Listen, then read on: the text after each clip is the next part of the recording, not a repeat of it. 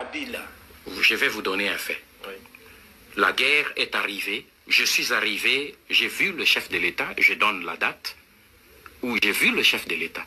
Le soir de mon arrivée à Nice, à Lausanne, où il venait de sortir de l'hôpital, je lui ai fait le point de la situation et je lui ai dit que votre état de santé ne vous permet pas qu'on traite les dossiers de l'État. Mais je souhaite que vous puissiez instruire vos généraux pour qu'ils renforcent immédiatement la situation à l'Est et particulièrement à Bukavu, parce que la guerre est imminente. Et si elle se déclenche et qu'elle parte d'Ouvira et qu'elle atteigne Bukavu pour entrer à l'intérieur du pays, tel que vous et moi nous connaissons la situation de notre armée, on ne saura pas tenir. Alors il faut éviter que cette guerre éclate, il faut l'écraser à l'œuf.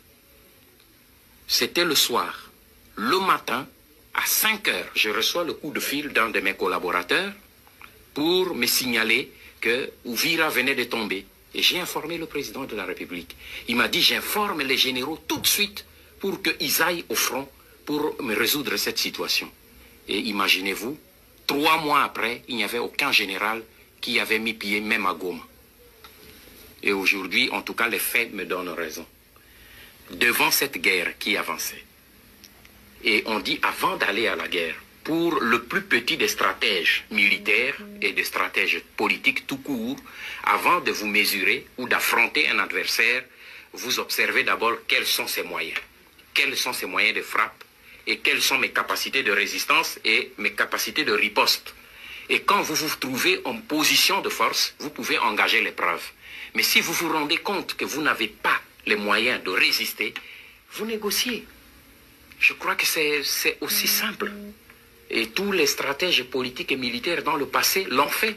Et c'est un principe, c'est une réalité, elle ne change pas.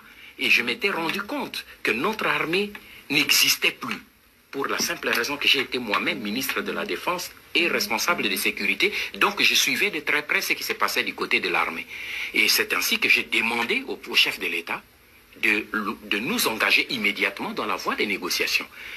Le gouvernement n'a pas accepté cette voie parce que le gouvernement avait une autre thèse. Le Rwanda et l'Ouganda étant des agresseurs, il n'est pas question qu'on négocie avec eux tant qu'ils occupent notre territoire.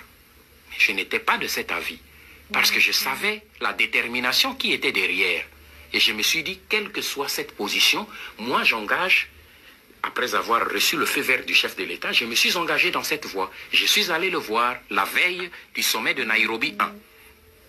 Et je suis arrivé à Kampala, où j'ai vu Museveni, et nous avons commencé les discussions, et il a accepté, Kagame a accepté, il est arrivé. Nous devrions, et les deux ont accepté, clairement, parce qu'ils savaient que j'avais des éléments, des documents à l'appui. Ils savaient que je connaissais la vérité. Donc ils ne pouvaient pas me dire que ce n'est pas ça. Ils ont accepté, mais ils ont dit, voici nos raisons pour lesquelles nous nous battons. Sur ces points-là, si nous nous entendons, je crois que nous pouvons arrêter la guerre.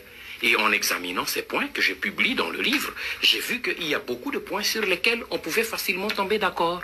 Mais au moment où on devait aller avec eux à Nairobi, parce que Museveni avait dit, nous allons à Nairobi, nous nous entendons sur ces points et nous déclarons qu'il y a un cessez-le-feu. Et nous entamons directement des discussions. Mais il y a eu pression, le chef de l'État m'a téléphoné, il dit, le gouvernement est catégorique, si vous mettez les pieds à Nairobi, eh bien, vous allez être interpellé au Parlement pour haute trahison. Parce que le gouvernement a décidé de ne pas négocier avec ces deux pays. Vous engagez des négociations, vous serez interpellé. Alors, je me suis excusé auprès de ces deux chefs d'État en inventant la raison que le président Mobutu m'avait donnée de documents publiés par les Américains et qui faisaient pression au Parlement et tout. Et je suis rentré. Voilà le blocage. Je suis rentré. Le document, je l'ai ramené au chef de l'État, qui l'a remis aussi au gouvernement. J'avais remis au gouvernement à sa demande. Et nous avons attendu que le gouvernement puisse négocier. Le gouvernement a refusé, mais le gouvernement acceptera 4-5 mois après, au moment où ce sera trop tard. Voilà, c'est ça la réalité. Mais il y a autre chose. Est-ce que tous les membres du gouvernement étaient bien informés de toute cette situation? Parce que nous, l'échange d'informations se faisait entre le président de la République et le chef du gouvernement.